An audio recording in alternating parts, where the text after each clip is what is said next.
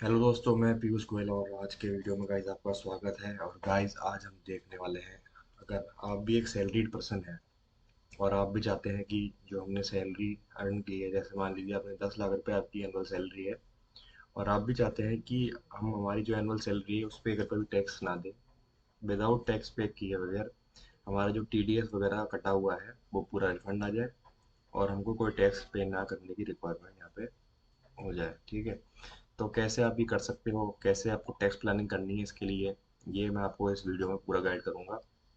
और एक एक स्टेप मैं आपको पूरी तरीके से गाइड करूंगा, जिससे कि आप अपना टैक्स भी सेव कर पाओ, जो टीडीएस कटा है वो भी आप यहाँ पे क्लेम बैक कर पाओ। ठीक है, और आपको कोई भी डाउट रहता है इसके रिगार्डिंग फिर भी, तो आप मेरे से जो है कम्युनिकेट भी कर सकते हैं। मेरे स्क्रीन पर नंबर भी दिए गए हैं और आपको जो भी डाउट रहता है एक बार अपन डिस्कस कर लेंगे, कोई इशू नहीं है उसके लिए। चलिए अब चलते हैं आगे वीडियो में और मैं आपको बताता हूँ किस तरीके से आपको करना है। ठीक है, तो आपको पता है कि ओल्ड स्कीम है, न्यू स्कीम है इनकम टैक्स में। ठीक है, अगर आप ओल्ड स्कीम में हैं तो आज हम उसकी बात करने वाले हैं। ओल्ड स्कीम इस बेहतर है काफ़ी in compare to new scheme. जब बेहतर है जब आपके कोई होम लोन हो, आपके इन्वेस्टमेंट हो, ठीक है, आपकी कोई मेडिकल एक्सपेंसेस हो, तब आपके लिए old scheme is better, right. But आपके केस में अगर कोई भी ये चीज़ें नहीं है तो new scheme is the better for for the assessee, right.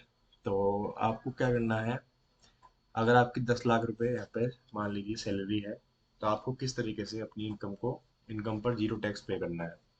तो सबसे पहले क्या है, मान लीजिए स्टैंडर्ड डिडक्शन है वो सबको ही मिलती है, ओल्ड स्कीम में भी मिलती है, न्यू स्कीम में भी मिलती है। थोड़े बहुत इन्वेस्टमेंट वगैरह किए होंगे आपने, पीएफ के होंगे, एलआईसी के होंगे, ईएलएसएस के होंगे, सुकन्या समृद्धि योजना के होंगे। ठीक है, और इसके अलावा कोई एफडी वगैरह की होगी आपने।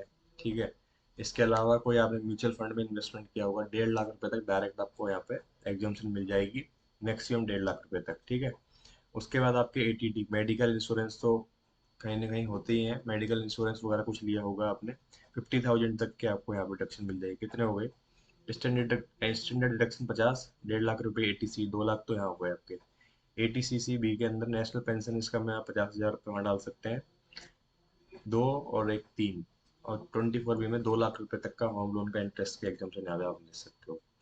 और इसके अलावा सेविंग इंटरेस्ट के 10,000 रुपये तक की इंटरेस्ट की एग्जाम्पशन आप ले सकते हो। वो मैंने डिस्कस नहीं किया क्योंकि आपका जो है यहाँ पर ही बजट बैठ रहा है। तो आपकी 10 लाख इनकम, 5 लाख रुपए डिडक्शन घटाई, 5 लाख रुपए आपकी टोटल ग्रोस टोटल इनकम आई। ग्रोस टोटल इनकम पे अगर आप टोटल टैक्स निकालोगे तो आपका 12,500 तक आएगा। अगर इनकम 5 लाख रुपए तक है, total income gross total income, तो आपको 12,500 रुपये तक की रिबेट या जो भी टैक्स है विच एवर इज लोअर आपको यहाँ पे रिबेट मिल जाएगी। तो आपका जो टैक्स आता है वो निकल के आएगा जीरो, और जो आपका टीडीएस वगैरह कटा है वो आपके पास रिफंड आ जाएगा। इतना सिंपल है, और आराम से पूरा आप यहाँ पर जो है टैक्स जो आपका कटा है वो क्लेम कर सकते हो। और 1 रुपये आपको टैक्स पे करने की यहाँ पे रिक्वायरमेंट नहीं है। फिर भी आपको समझने में कोई भी डाउट लग रहा है तो आप बिल्कुल बेझिझक मेरे से, मेरे स्क्रीन पर नंबर दिए हुए हैं तो उस पर कांटेक्ट कर सकते हो। मैं आपको पूरी तरीके से गाइड कर दूंगा कि किस तरीके से आपको ये करना है। Thank you guys.